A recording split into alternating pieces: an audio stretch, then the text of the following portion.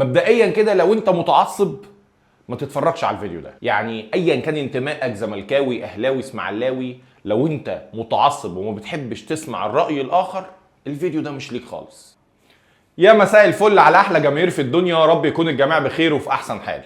مما لا شك فيه ان النادي الاهلي هو ممثل مصر الوحيد في افريقيا، ومما لا شك فيه برضو ان هو في الوقت الحالي الافضل الاقوى والاكثر حصولا على البطولات. لكن برضو في نقطتين مهمين جدا حابب افكر بيهم اتحاد الكوره، والحاجه الاولانيه هو ان النادي الاهلي هو نادي مصري بيلعب في الدوري المصري، اللي هو تقريبا يعني خلال 3 أو 4 ساعات بالكتير حسب ما هنزل الفيديو هيكون كمل شهر كامل ما بيلعبش في الدوري المصري. وطبعا بما ان النادي الاهلي هو ممثل مصر الوحيد ليه كامل الاحقية في انه يدعم من جميع الاطراف، ولكن ما يكونش على حساب فريق اخر ولا على حساب التنافس الشريف. فانا بس حابب افكر اتحاد الكورة ان النادي الاهلي بقاله شهر كامل ما لعبش في الدوري المصري وعمال يتأجل له ماتشات في ماتشات في ماتشات. يا عم انت بتقول ايه؟ ده النادي الاهلي لازم يدعم، اي فرقه بيتعامل معاها كده. طب بالراحه بس، بالراحه عليا يا عم.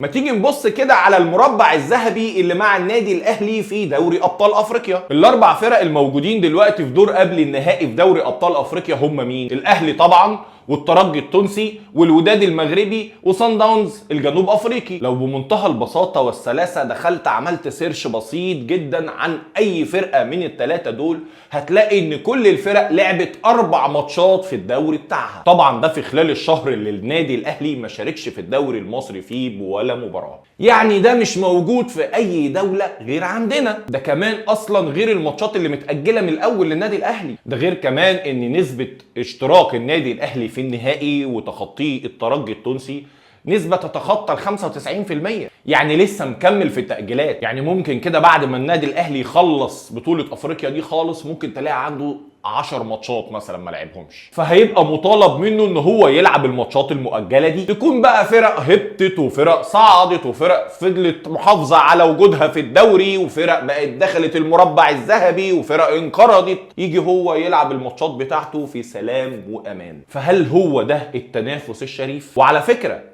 مهم جدا تبقى عارف ان من حق النادي الاهلي كاملا ان هو يدافع عن حقوقه، وانا هنا ما بهاجمش النادي الاهلي ولا بلوم عليه بواحد في المليار، لان من حق اي شخص في النادي الاهلي ان هو يحاول يجيب اكبر مصلحه للنادي بتاعه، وهي دي وظيفته وشغلته جوه النادي. فانا ما بلومش على النادي الاهلي نهائي، ولا النادي الاهلي انا شايف ان هو ليه ذنب في اي حاجه بتحصل، انما بلوم على كل العاملين على اداره الكوره في مصر. اذا كان بقى اتحاد كوره، لجنه مسابقات، رابطه انديه، قول زي ما تقول، كل مسؤول عن الكوره في مصر. اللي انا امنيه حياتي افهم ايه دورهم في تطوير الكوره في مصر. يعني لما تلاقي الدوري بقى معظمه انديه شركات والانديه الجماهيريه عماله بتقل وتقل وتقل، ده غير طبعا الازمات والمشاكل الكبيره جدا اللي في معظم الانديه، وطبعا مش هكلمك عن المنتخبات اللي خسروا كل البطولات. فانا امنيه حياتي اعرف ايه دور العاملين على الكوره في مصر في تطوير الكوره. يعني ايه نادي يبقى اخر مباراه لعبها في 16/4 في الدوري